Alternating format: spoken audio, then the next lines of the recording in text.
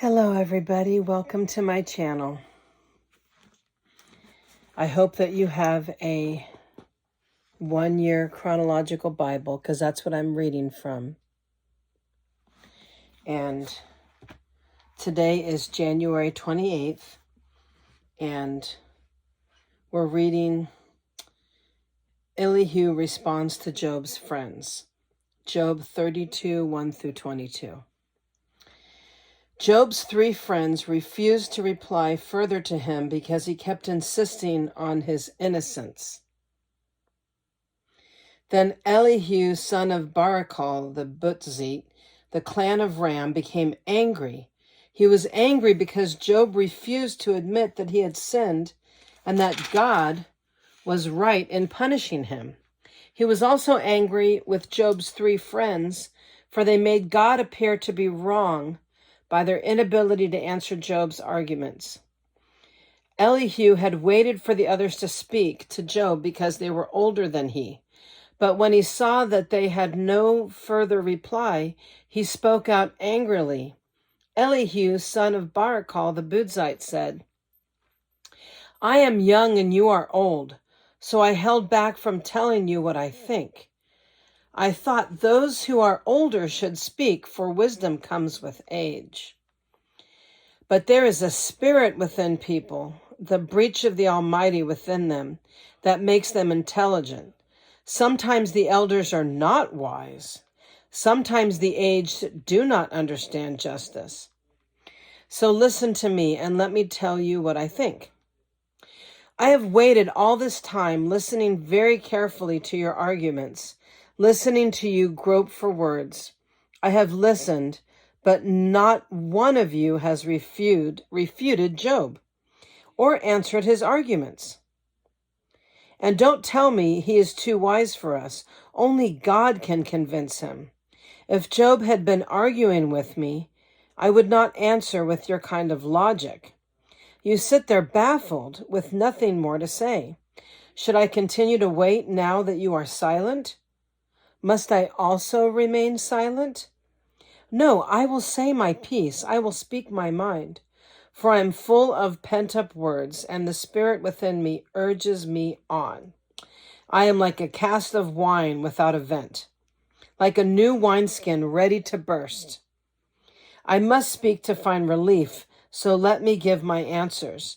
I won't play favorites or try to flatter anyone, for if I tried flattery, my Creator would soon destroy me. Elihu presents his case against Job. Job 33, 1 through 33. Listen to my words, Job. Pay attention to what I have to say. Now that I have begun to speak, let me continue. I speak with all sincerity. I speak the truth. For the Spirit of God has made me, and the breath of the Almighty gives me life. Answer me if you can. Make your case and take your stand. Look, you and I both belong to God. I too was formed from clay, so you don't need to be afraid of me. I won't come down hard on you. You have spoken in my hearing, and I have heard your very words. You said, I am pure, I am without sin. I am innocent, I have no guilt. God is picking a quarrel with me, and he considers me his enemy. He puts my feet in the stocks and watches my every move. But you are wrong, and I will show you why. For God is greater than any human being. So why are you bringing a charge against him? Why does he not respond to people's complaints? For God speaks again and again, though people do not recognize it. He speaks in dreams, in visions of the night, when deep sleep falls on people and as they lie in their beds. He whispers in their ears and terrifies them with warnings. He makes them turn from doing wrong. He keeps them from pride. He protects them from the grave, from crossing over the river of death. Or God disciplines people with pain on their sickbeds, with ceaseless aching in their bones. They lose their appetite for even the most delicious food. Their flesh wastes away, and their bones stick out. They are at death's door. The angels of death wait for them. But if an angel from heaven appears, a special messenger to intercede for a person and declare that he is upright, he will be gracious and say, "Rescue me from the grave, for I have found a ransom for his life." Then his body will become as healthy as a child's, firm and youthful again. When he prays to God, he will be accepted, and God will receive him with joy and restore him to good standing. He will declare to his friends, "I sinned and twisted the truth, but it was not worth it. God rescued me from the grave, and now my life is filled with light." Yes, God does these things again and again for people. He rescues them from the grave so that they may enjoy the light of life.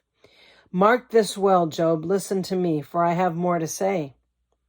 But if you have anything to say, go ahead. Speak, for I'm anxious to see you justified. But if not, then listen to me. Keep silent, and I will teach you wisdom. Elihu accuses Job of arrogance. Job 34, 1-37.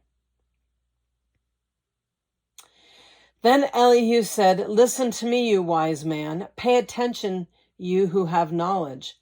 Job said, "The ear tests the words it hears, just as the mouth distinguishes between foods. So let us discern for ourselves what is right. Let us learn together what is good." For Job also said, "I am innocent, but God has taken away my rights. I am innocent, but they call me a liar. My suffering is incurable, though I have not sinned. Tell me, has there ever been a man like Job, with all his thirst for irreverent talk? He chooses evil people as companions. He spends his time with wicked men. He has even said, 'Why waste time trying to please God?' Listen to me, you who have understanding. Everyone knows that God doesn't sin. The Almighty can do no wrong. He repays people according to their deeds. He treats people as they deserve. Truly, God will not do wrong. The Almighty will not twist justice. Did someone else put the world in his care? Who set the whole world in place? If God were to take back his spirit and withdraw his breath, all life would cease and humanity would turn again to dust. Now listen to me if you are wise. Pay attention to what I have to say. Could God govern if he hated justice? Are you going to condemn the Almighty Judge? For he says to kings, "You are wicked," and to nobles, "You are unjust."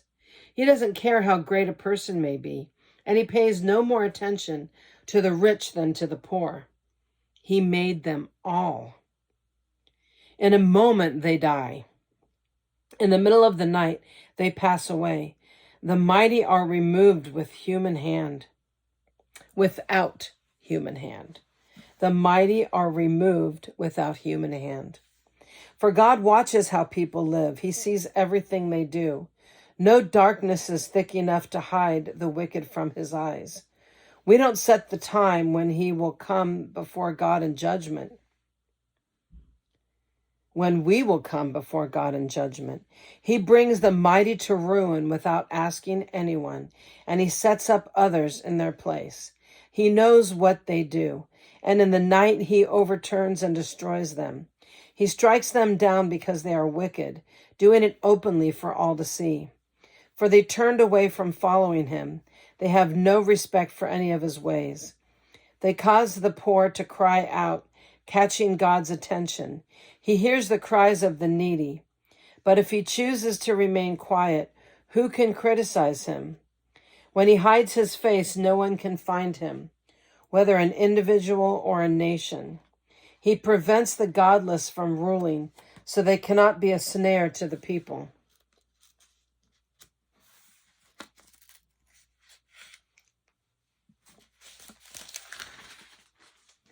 Why don't people say to God, "I have sinned, but I will sin no more"? Or, "I don't know what evil I have done. Would you please tell me? If I have done wrong, I will stop it at once." Exactly. Must God tailor his justice to your demands? But you have rejected him. The choice is yours, not mine. Go ahead, share your wisdom with us. After all, bright people will tell me, and wise people will hear me say, Job speaks out of ignorance. His words lack insight. Job, you deserve the maximum penalty for the wicked way you have talked. For you have added rebellion to your sin. You show no respect, and you speak many angry words against God. Yeah. A lot of people blame God for a lot of different things. But God does not sin, and he's not responsible for a lot of things that people blame him for. Well, thank you for being here. And I hope that you got some good time out of God's word today. And please join me tomorrow.